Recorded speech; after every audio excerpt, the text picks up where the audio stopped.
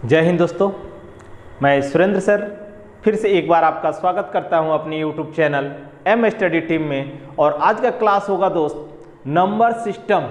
जी हाँ, number system episode number 7.5। ठीक है, आज जो दोस्त लेकर आए हैं क्वेश्चन संख्याओं पे आधारित बहुत जबरदस्त क्वेश्चन, और वैसा क्वेश्चन जो एक लॉजिक का रूप भी धारण कर सकता है। तो आज और 10 क्वेश्चन में मैं बता दूं 3 टाइप से क्वेश्चन को लेकर हम आए हुए हैं। ठीक है, जो कई बार एग्जाम में पूछता है, कई बार एग्जाम में पूछता है। ठीक है, तो आप हमारे वीडियो के अंत तक बने रहें और प्रत्येक क्वेश्चन को नोट करते रहें और सॉल्व भी करने की कोशिश करें। ठीक है, बाकी हम सारा चीज आपको बताएंगे। दोस्त, एक और चीज आपसे रिक्वेस्ट है कि YouTube पे जो वीडियो चल रहा है उस पे ऐड आ रहा है, उसको स्किप ना करें आप, क्योंकि वही मेरी मेहनत की पूंजी होगी। आने वाले समय में वही मेरी मेहनत की पूंजी होगी। बाकी आप लोग अपना देखें, ठीक ना, तो स्किप ना करें, बस एक आपसे रिक्वेस्ट है। चलते हैं क्वेश्चन नंबर 1 की तरफ। और क्वेश्चन नंबर 1 क्या बोल रहा है, किस प्रकार के क्वेश्चन है और कैसे इसको सॉल्व किया जाएगा। दोस्तों, बहुत अच्छा क्वेश्चन है, बहुत अच्छा क्वेश्चन, वैसा क्वेश्चन जो हाथ मिलाने की काउंटिंग आज हम लोग जानेंगे। ठीक है, तो हाथ मिलाने की काउंटिंग को कैसे सॉल्व करते हैं हम देखेंगे। पहला क्वेश्चन आपकी स्क्रीन पे दिखाई देता होगा। बोला है 16 मेहमान किसी पार्टी से होकर एक दूसरे के साथ हाथ मिलाकर अपने अपने घर गए। 16 मेहमान आए थे किसी पार्टी में, एक पार्टी था, इसमें 16 मेहमान आए थे। समझिए,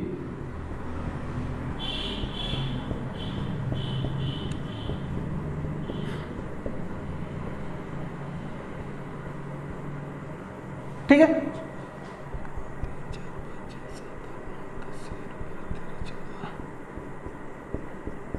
सोलह मेहमान आए थे और इस पार्टी में 16 मेहमान ने एक दूसरे से सभी ने हाथ मिलाए, सभी ने हाथ मिलाए। तो हाथ मिलाइयों की संख्या कितनी होगी, ये क्वेश्चन है दोस्त। क्या बोला है कि हाथ मिलाइयों की संख्या क्या होगी, हाथ मिलाइयों की संख्या।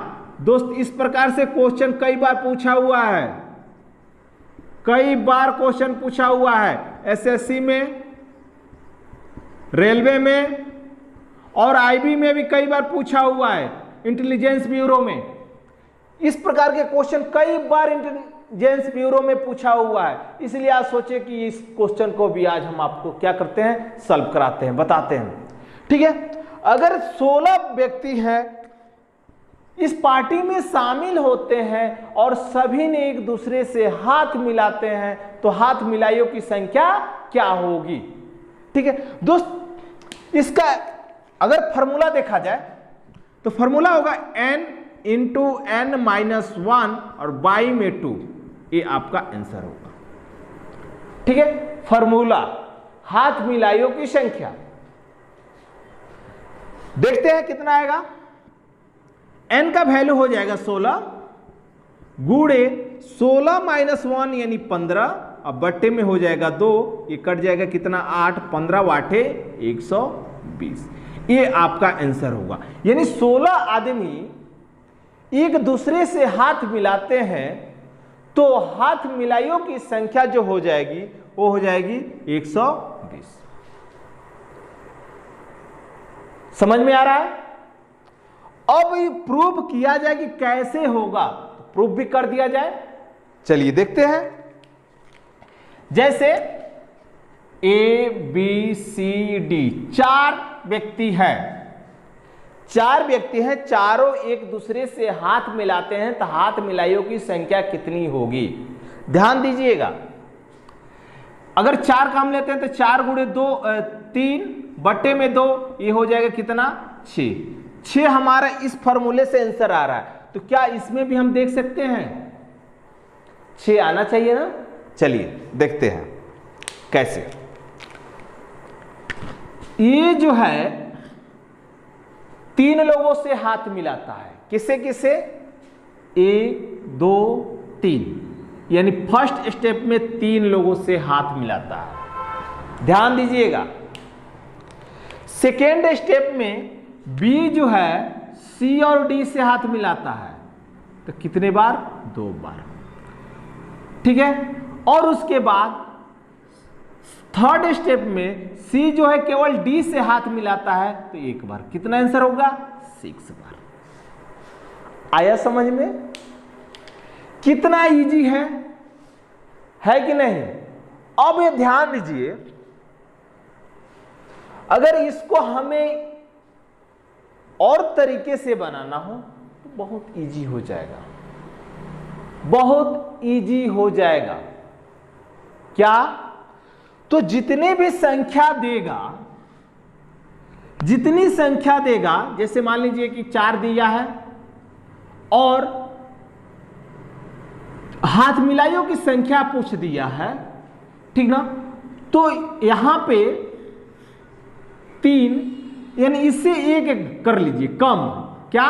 1 कम कर लीजिए 3, और 3 को लेकर 2 1, इसको ऐड कर दीजिए, आपका आंसर आ जाएगा। जैसे 16 यहां पे दिया हुआ है, तो 16 से 1 कम कितना हो जाएगा? 15, 15 14, ठीक है, 13 12, यानी ये आपको संख्या आ जाएगी लगातार प्राकृत संख्याओं का योग। लगातार प्राकृत संख्याओं का योग यही होता है ना दोस्त। अगर 1 से लेकर 15 तक हम जोड़ते हैं तो लगातार प्राकृत संख्याओं का योग बन जाएगा। और होता क्या है उसका का योग, ठीक ना, लगातार प्राकृत संख्याओं का योग। आपको फॉर्मूला पता ही होगा, इस पे क्या कर सकते हैं? ऐड कर सकते हैं, ठीक है। यानी जितनी संख्या पूछे, जितने व्यक्तियों की संख्या दिया हो, उसे 1 कम करके लगातार प्राकृत संख्याओं का योग निकाल सकते हैं। समझ में आ रहा होगा? कंफर्म हो गया होगा? चलिए, फॉर्मूला इसका क्या होता है?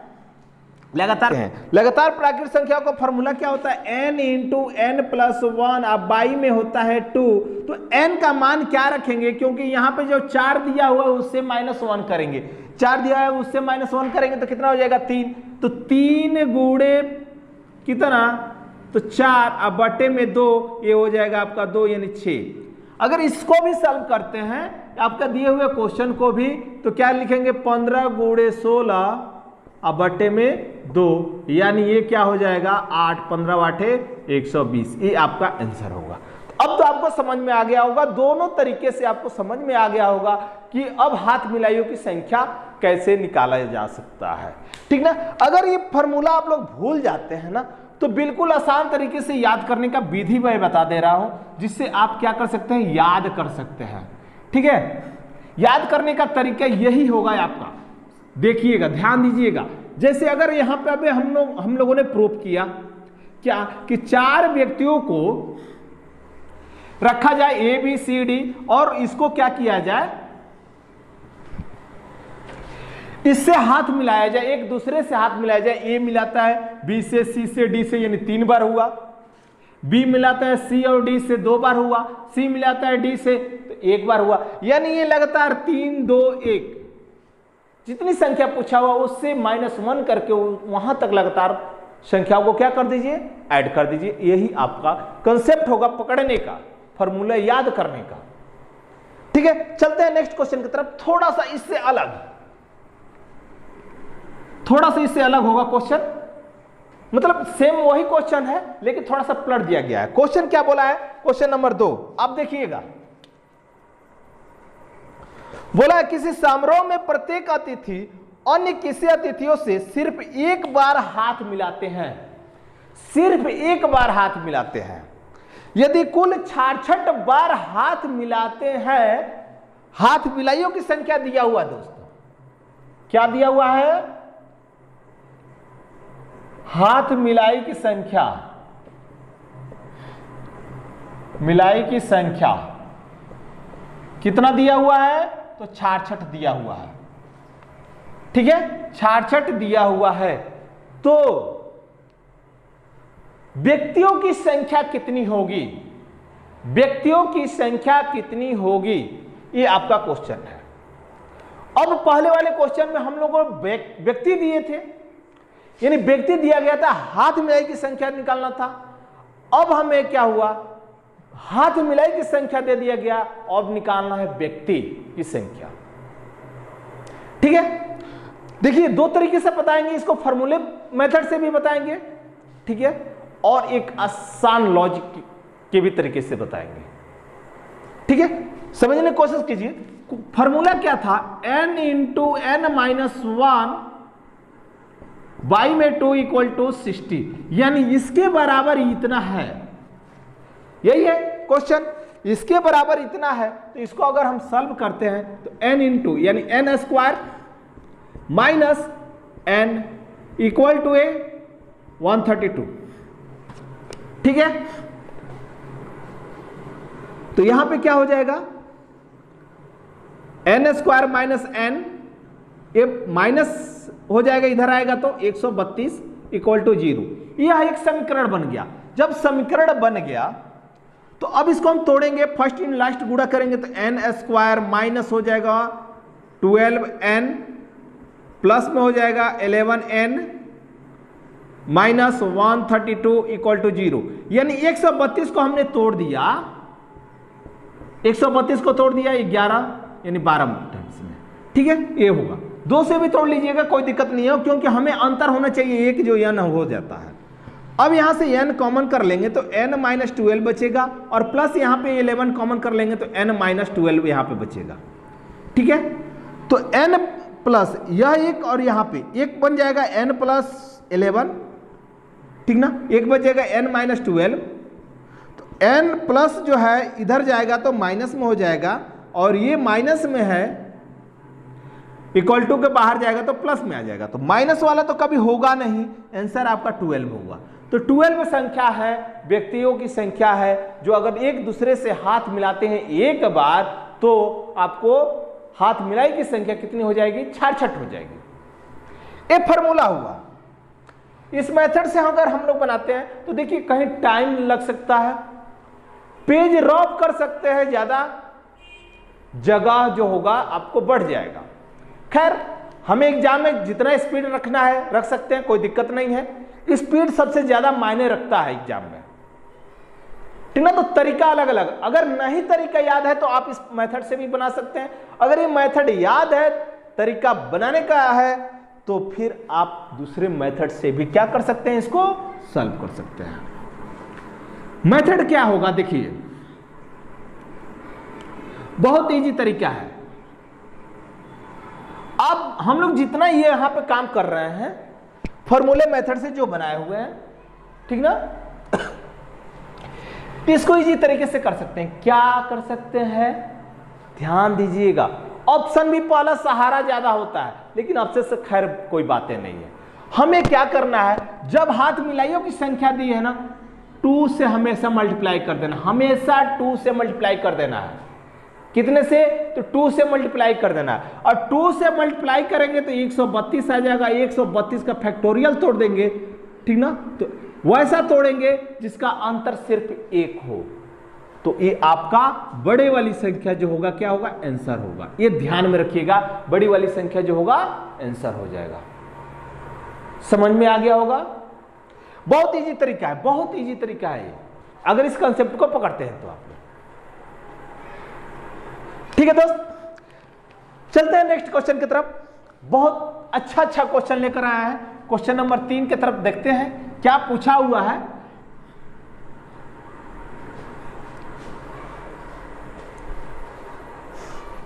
क्वेश्चन नंबर 3 बोला है, किसी पार्टी में 18 व्यक्ति शामिल हुए, किसी पार्टी में 18 व्यक्ति शामिल हुए और सब में एक दूसरे को उपहार भेंट किया। उपहार समझ रहे हैं ना, गिफ्ट। भाई देखो, एक पार्टी चल रही है, उस पार्टी में कितने लोग शामिल होते हैं, तो 18 लोग शामिल होते हैं। और सभी लोगों ने एक दूसरे को एक गिफ्ट क्या किया, भेंट किया, भेंट किया। तो कुल कितना उपहार हुआ। अब यहां पे उपहारों की संख्या बताना है, और ये भी एग्जाम में कई बार पूछा जा चुका है, उपहारों की संख्या।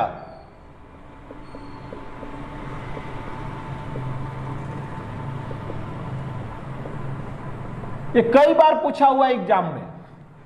संख्या यानी व्यक्तियों की संख्या कितनी है, व्यक्तियों की संख्या इक्वल टू 18। व्यक्तियों की संख्या कितनी है, 18। अब उपहारों की संख्या पूछा गया है।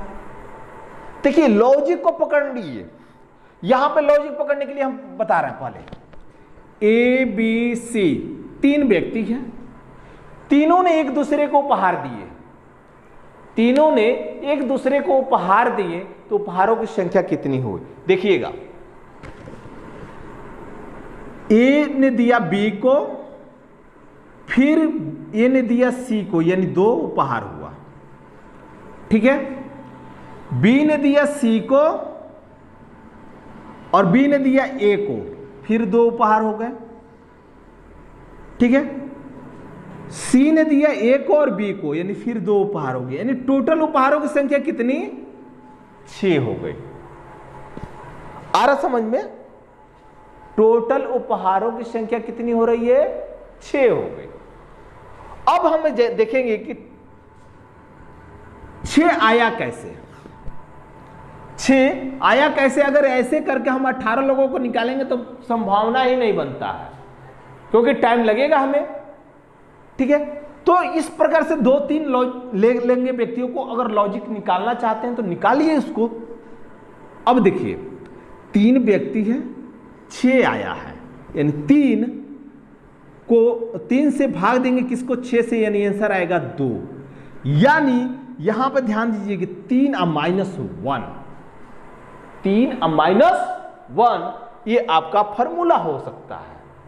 ठीक है, आपका इसका जो फॉर्मूला है सेम वही हो, n × n-1, ये फॉर्मूला है जो कि यहां पे आपको दिख रहा है। na हो गया इंटू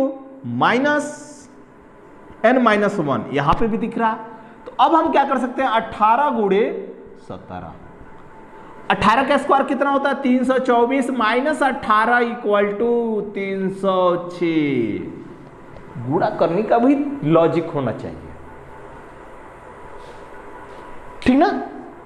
बिल्कुल आसान तरीके से। हर देखिए, हमें जब कंप्यूटर बनना है, हम स्टूडेंट है, तो इतना प्रैक्टिस करें कि हर जगह का लॉजिक हमें प्राप्त हो, प्रत्येक जगह का लॉजिक प्राप्त हो। इससे मेरा स्पीड क्या होगा, बढ़ेगा। तो आपका आंसर कितना होगा, उपहारों की संख्या कितनी हो गई, 306 उपहार 18 लोगों ने एक दूसरे से क्या किए, भेंट किए। अब आ गया होगा समझ में। इस लॉजिक को पकड़िए, ऐसे पकड़ने की कोशिश कीजिए, आपका आंसर आ जाएगा। चलिए अब देखते हैं, इसी उपहार के जगह पे रुपयों की संख्या देख ली जाए, यानी कितने रुपये मिलेंगे। अगर किसी पार्टी में कुछ लोग आते हैं और एक दूसरे को उतना ही रुपये आदान प्रदान करते हैं, तो रुपयों की संख्या कितनी होगी। चलिए क्वेश्चन नंबर 4 की तरफ चलते हैं।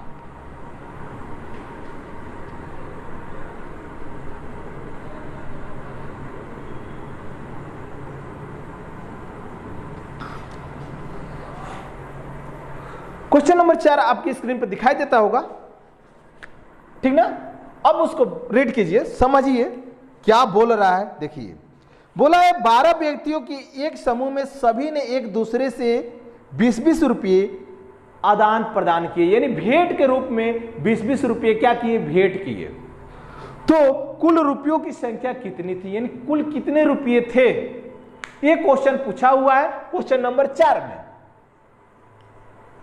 दोस्तों देखिएगा, अगर 20-20 रुपये भेंट करते हैं, चलिए फिर लॉजिक लगाइए। ए बी सी 3 लोग हैं, ए ने दिया बी और सी को यानी 40 रुपया दिया, बी ने दिया सी और ए को 40 रुपया दिया, और सी ने दिया ए और बी को कितने 40 रुपये, यानी कितना हो गया 120।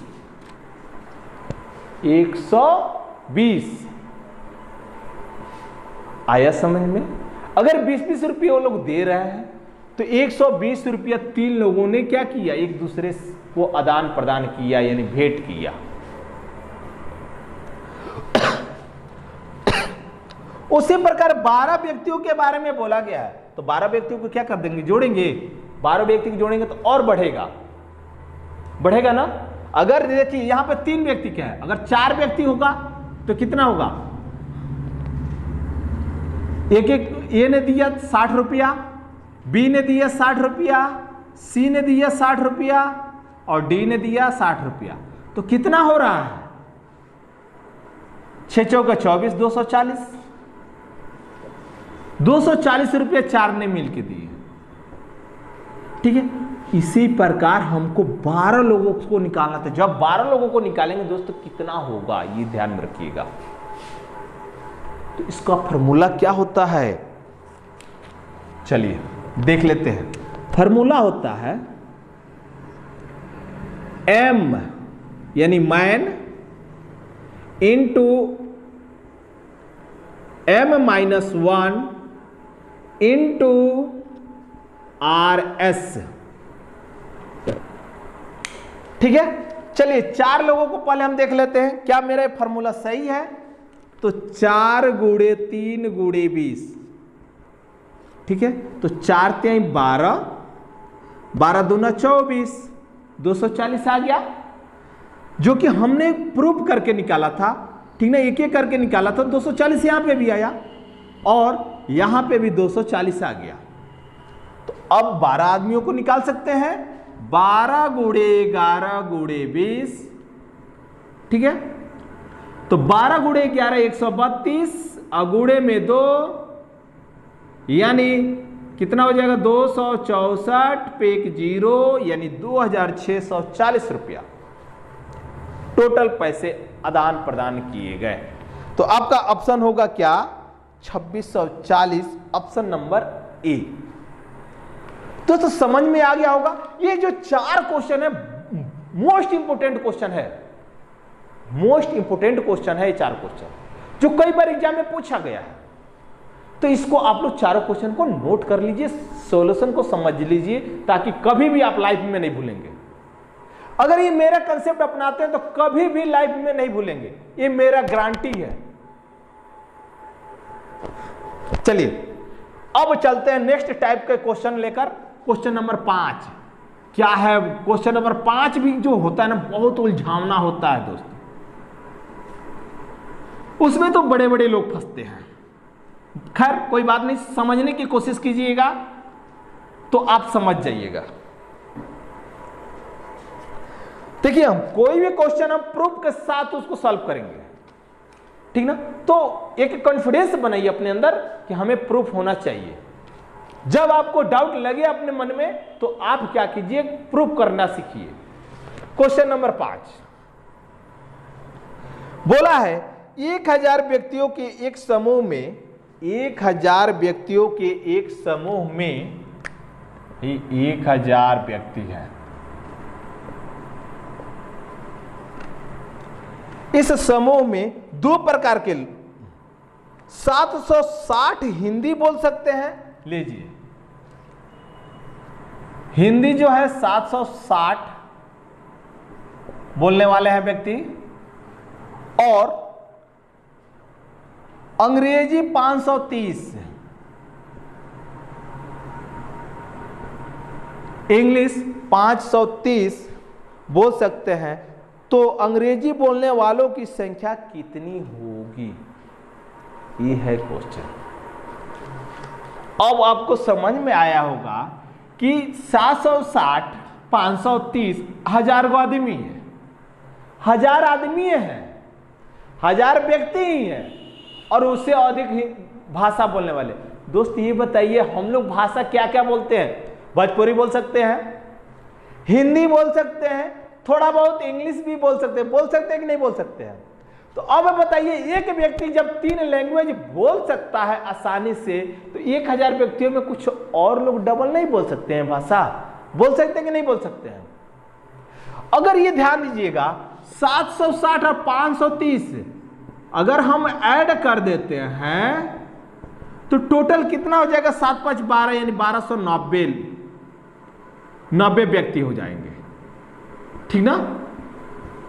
1290 व्यक्ति हो जाएंगे। और पूरे व्यक्तियों की संख्या कितनी है? 1000। 1000 है, 1000 घटाएंगे तो कितना हो जाएगा? 290 केवल क्या बोलेंगे? केवल अंग्रेजी बोल सकते हैं, अंग्रेजी बोल सकते हैं। ये होगा आपका आंसर। अब समझिए कैसे बोल सकते हैं। अब समझिएगा कि कैसे बोल सकते हैं। चलिए अब हम आपको बताते हैं बोलने की बात, ठीक है? चलिए ध्यान दीजिएगा यहां पे भाई, 1000 व्यक्ति में से 760 हिंदी बोलेंगे, इनको निकाल दीजिए, कितना बचेगा? तो घटा दिया जाए तो 240 बचेगा। अब ये कौन सी भाषा बोलते हैं इससे हमें मतलब नहीं है, इससे मतलब नहीं है, ठीक है? लेकिन बोला क्या है? अब ये तो हिंदी हो गया, ये हिंदी हो गया, समझिए यहाँ पे हिंदी हो गया, ठीक है? अब समझिए 530 जो है इंग्लिश बोलते हैं, तो ये कहां से? दूसरे जगह से थोड़ी लोग आएंगे, एक ही 1000 में से ना लोग हैं, आ रहा समझ में ना? तो 1000 में से जो लोग हैं तो 530 बोलते हैं। तो अब बताइए 530 लोग बोलते हैं तो 530 इसमें से घटा दीजिए, 530 में से 240 को घटा दीजिए। अब आएगा कितना आंसर? तो 0, 13 में से 4 जाएगा 9 और 4 में से 2 जाएगा 2, यानी 290 जो होंगे स्पेशल इंग्लिश बोलेंगे, स्पेशल इंग्लिश बोलेंगे, और कोई भाषा दूसरा नहीं बोल सकते हैं। तो दोस्तों अब ये समझ में आ गया होगा क्वेश्चन आपको, ठीक है? अगर समझ में आ गया होगा दोस्तों तो आप कमेंट में जरूर कमेंट करें कि सर ये क्वेश्चन हमें समझ में आ गया है, ठीक है? चलते हैं आगे, क्वेश्चन की तरफ बढ़ते हैं। क्वेश्चन नंबर 6,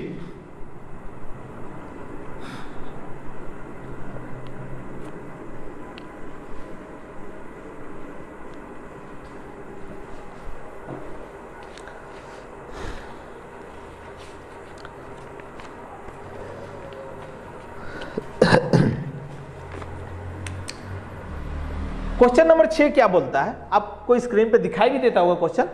एक विद्यालय में 25 अध्यापक है, 25 अध्यापक है,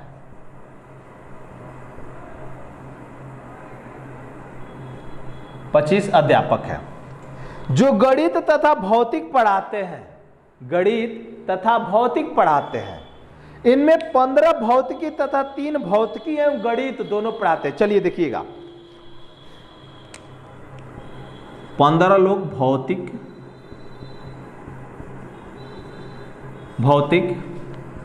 और 3 लोग जो हैं भौतिक और गणित पढ़ाते हैं। अब दोस्त आपको क्वेश्चन पूछा जाए कि भौतिक 25 लोगों में से कितने लोग पढ़ाते हैं, तो भाई 15 और 3 18 लोग भौतिक पढ़ाते हैं। होगा कि नहीं आंसर? बताइए आप भी, क्योंकि वो भौतिक भी पढ़ा सकते हैं, गणित भी पढ़ा सकते हैं, कोई इसमें दिक्कत नहीं है।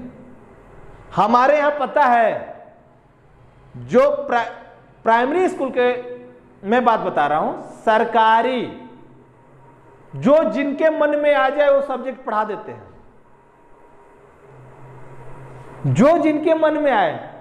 उसी प्रकार यहां पे एक भौतिक का स्पेशल टीचर ये 15 लोग हैं, लेकिन 3 जो हैं 2 उस सब्जेक्ट को पढ़ा सकते हैं, ठीक है? तो 18 लोग केवल क्या कर सकते हैं? भौतिकी पढ़ा सकते हैं। बाकी जो 7 लोग बचेंगे, 25 में से 18 अब चला जाएगा, 25 में से 18 जब चला जाएगा तो कितना बचेगा? 7 शिक्षक होगा, यानी इतने टीचर बचेंगे। ये स्पेशल कुछ अलग पढ़ाते होंगे 25 लोग में से। तो बोला है कि तो कितने अध्यापक गणित पढ़ाते हैं? कितने अध्यापक गणित पढ़ाते हैं? यही तो है क्वेश्चन। ठीक है, एक विद्यालय में 15 अध्यापक पढ़ाते हैं, 25 अध्यापक हैं, जिसमें से गणित और भौतिक पढ़ाते हैं। ठीक है, अब यहां ध्यान दीजिए, 25 में से 15 स्पेशल भौतिक निकाल दीजिए, 15 लोगों को भौतिक निकाल दीजिए। ठीक है, तो कितने स्पेशल लोग बचेंगे? 10 बचेंगे ना, कि नहीं बचेंगे? 10 स्पेशल लोग बच जाएंगे। ठीक है, अब 10 स्पेशल लोग जब बच जाएंगे, यहां पे 3 जो लोग हैं भौतिक भी पढ़ाते हैं और गणित भी पढ़ाते हैं, तो भौतिक लोगों का इसमें भी तो आएगा, 3 इसमें और क्या कीजिए, ऐड कर दीजिए। आंसर कितना होगा?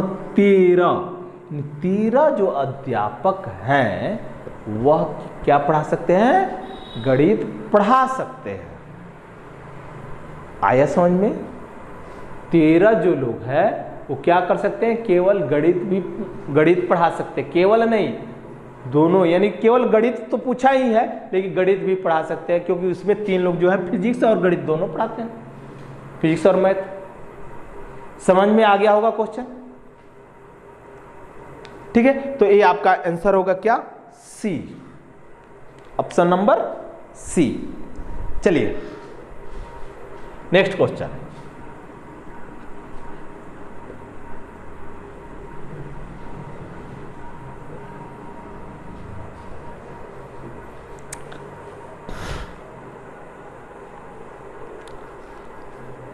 क्वेश्चन नंबर 7,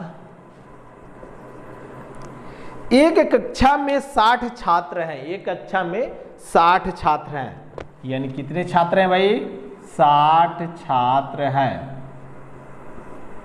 ठीक है, उनमें से 35 छात्र गणित की भाई अलग हो गए। अब यहां पे ध्यान दीजिएगा, 35 छात्र जो है गणित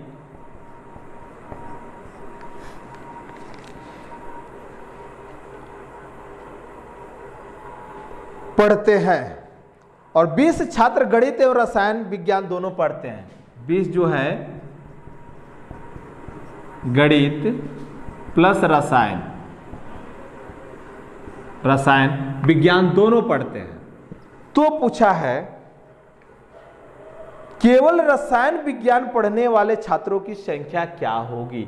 केवल रसायन विज्ञान पढ़ने वाले छात्रों की संख्या। दोस्तों अब ये बताइएगा, केवल रसायन विज्ञान, तो केवल यहाँ पे 60 जो छात्र हैं, इसमें से केवल गणित अगर हम निकाल देते हैं तो रसायन विज्ञानों की संख्या आ जाएगी कि नहीं आएगी? आएगी ना, कि केवल यहाँ पे पूछा है केवल रसायन विज्ञान पढ़ने वाले छात्रों की संख्या कितनी होगी।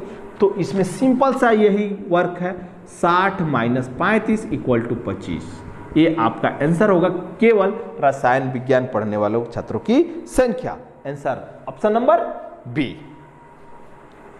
ठीक है, आगे बढ़ते हैं नेक्स्ट क्वेश्चन की तरफ।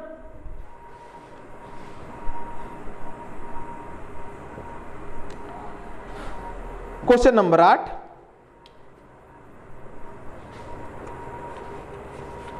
दो संख्याओं के वर्गों का योग। देखिए अब अलग टाइप्स का है, अलग टाइप से क्वेश्चन लाए हैं। ठीक है, 3 टाइप से हम बोले थे, तो 4 हमने बताए एक पार्टी से रिलेटेड, 3 क्वेश्चन बताए कुछ मिश्रित लोग। अब तीसरा टाइप जो होगा कुछ अलग हो गया, जो संख्या से होगा, और ये जो संख्याओं पे आधारित होगा, ये दोस्त अंतिम वीडियो होगा। नंबर सिस्टम का संख्याओं पे आधारित अंतिम वीडियो होगा। अब नेक्स्ट में जो मिला जाएगा, नेक्स्ट वीडियो में मिलेंगे मैथ के, उसमें नए चैप्टर से स्टार्ट किया जाएगा। ठीक है, चलिए बोला है दो संख्याओं के वर्गों का योग 386 है। दो संख्याओं के वर्गों का योग 386 है, 386। इनमें से एक संख्या जो है 5 है, इनमें से एक संख्या क्या है 5 है। लीजिए 5 + x = 386 आ रहा समझ में। और वो भी कब, स्क्वायर करने पर, स्क्वायर करेंगे करके जोड़ेंगे तो इतना आ जाएगा। तो अब क्या करना है दोस्त, ये हो जाएगा 25 + x² = 386। तो x² हो जाएगा 386 - 25, तो x² हो जाएगा कितना 361। ठीक है 361 हो जाएगा, स्क्वायर है इधर जाएगा तो क्या हो जाएगा √ हो जाएगा, तो x = कितना हो जाएगा 19। ये आपका आंसर होगा दूसरी संख्या। तो पूछा क्या है दोस्त, तो दूसरी संख्या क्या होगी, तो option number 19 B, option number B answer 19। समझ में आ गया होगा, ये बिल्कुल आसान क्वेश्चन है। चलिए next question, question number 9।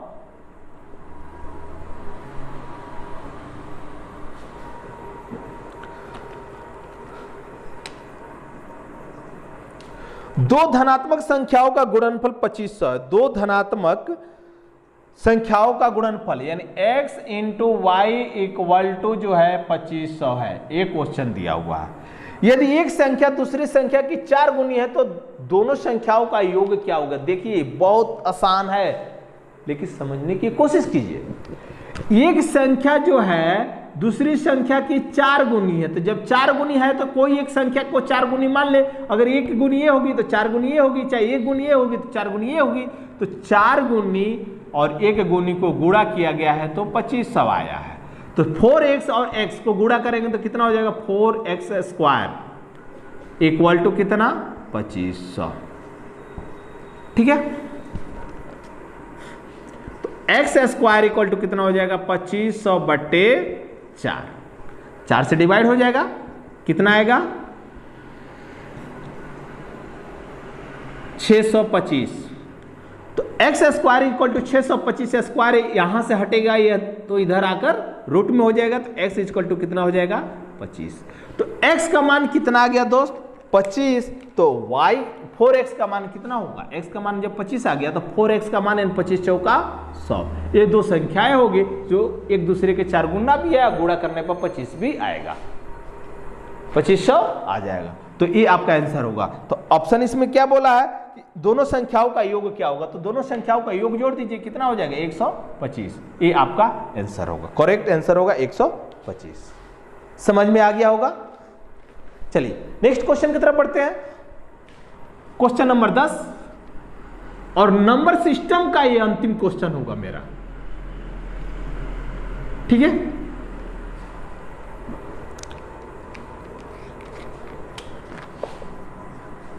Question number 10। दो संख्याओं में 5 का अंतर है। दो संख्या है दोस्त, उसमें 5 का अंतर है। जैसे मान लीजिए एक यहाँ पे 1 मान लीजिए, एक 6 मान लीजिए। दो संख्याओं में कितने का अंतर हो जाएगा 5 का अंतर होगा कि नहीं होगा, होगा ना। दो संख्याओं का अंतर जो है 5 है, ये समझ ऐसे कर लीजिए। ठीक है, यदि उनका गुणनफल 336 है तो उन संख्याओं का योग क्या हो गया। अब देखिए इन संख्याओं का अगर गुणनफल कितना है 336 से गुणा कर दिया जाए तो अब हम पहले एक संख्या मान लेते हैं। संख्या क्या मान लिया जाए, देखिए क्योंकि हमें संख्या पता नहीं है, संख्या मानना पड़ेगा। तो x संख्या, दूसरी संख्या हो जाएगी x + 5।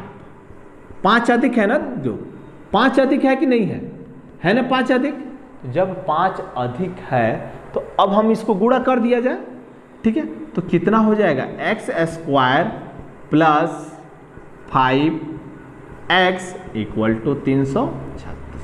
आइए अब यहां पे समीकरण के रूप में चलते हैं। +5x - 336 = 0 आ गया समीकरण के रूप में, आ रहा समझ में ना। अब इसी प्रकार के से क्वेश्चन को हम क्या कर सकते हैं, सॉल्व कर सकते हैं। ठीक है, अब समीकरण को कैसे हम सॉल्व करेंगे, 336 आया है तो इसको खंड कर दीजिए। खंड कैसे करेंगे, देखिए 336 को खंड किया जाए 2 से। ठीक है, तो 16 दूना 32, 8 दूना 16, 2 से 8 दूना 16, 4 दूना 8, 2 से 42, 2 से 21, फिर 3 से 7 हुआ। अब इसको हम गुणा करते थे, देखिएगा 2 दूना 4 दूना 8 दूना 16, 16 जो हुआ 1 भाग हो गया और 7 त्रिक 21 यानी 21 गुणे 16, इन दोनों का जो अंतर होगा कितना हो जाएगा, 5 हो जाएगा और 36 गुणा करेंगे तो 336 हो जाएगा कि नहीं होगा। तो ये क्वेश्चन क्या पूछा है ये हम देख लेते हैं। तो पूछा है कि उन संख्याओं का योग क्या होगा। जब योग पूछा है तो ये आपको क्या कर देना है, जोड़ देना है, यानी जोड़ देंगे तो कितना हो जाएगा 37। ये आपका आंसर होगा। दोस्तों इतना हमको करने की जरूरत भी नहीं है, इतना करने की जरूरत नहीं है। जब अंतर पूछा, दो संख्याओं का गुणनफल दिया हुआ है, तो आप सिंपल सा ये मेथड लगा लीजिए, सिंपल सा ये मेथड लगा लीजिए और न कि इससे हमें मेथड पे जाएंगे, क्योंकि लास्ट में ये काम करना पड़ेगा। तो हम ये काम लास्ट में जो जाके करें उसी काम को हम यहाँ पे फर्स्ट में कर दें, ताकि गुणा करने पर 336 आ जाए और घटाने पर ऐसे लिख सकते हैं क्या, x minus Y equal to 5 और x into Y equal to कितना 336। ठीक ना, इस पर भी आप हम लोग निकाल सकते हैं। निकालने के कई तरीके होते हैं, लेकिन सबसे आसान तरीका है 3 गुणनखंड विधि। गुणनखंड विधि बहुत आसान तरीका होता है। तो एक मेथड हम इस समीकरण पे बना दिए, अगर दूसरा समीकरण से लेकर जाएंगे तो देखिए उसको कैसे सॉल्व किया जाता है, उसको भी सॉल्व करके देख लिया जाए। काम तो वही करना होगा, लेकिन लॉजिक को पकड़िए कि हमें कौन सा आसान होगा। जैसे बोला कि x minus Y equal to 5 और x into Y equal to 336। ठीक है, तो x प्लस वाई निकाल सकते हैं, x प्लस वाई निकालेंगे तो समीकरण एक और बन जाएगा मेरा। ठीक है, तो यहां पर ध्यान दीजिए, x प्लस वाई का फॉर्मूला होता है अंडर रूट में x माइनस वाई का होल स्क्वायर और प्लस 4xy, ये होता है। x plus Y equal to X minus Y का होल स्क्वायर यानी कितना हो जाएगा 25 plus 4 into 336 x plus Y equal to 9 चौके 6 चौके 24, 4 3 12, 4 3 12 और 2 14, 4 3 12 1 13। ठीक है, प्लस 25। ठीक है, अब यहां पे हम जोड़ देंगे x plus Y equal to 6 चौके 24, 4 3 12, 2 14, 4 3 12 1 13, यानी 1369। ठीक है, अंडर रूट में। तो x plus Y equal to 1369 किसका है दोस्त, तो ये हो जाएगा 37 का। ठीक है, अब यहां पे वर्गमूल निकालना भी आप लोग सीख सकते हैं, क्योंकि हम आपको वर्गमूल में बहुत आसान ट्रिक से बताए हैं। ठीक, उसको ध्यान में रखिएगा। चलिए, ये हो गया। अब यहां पे ध्यान दीजिए,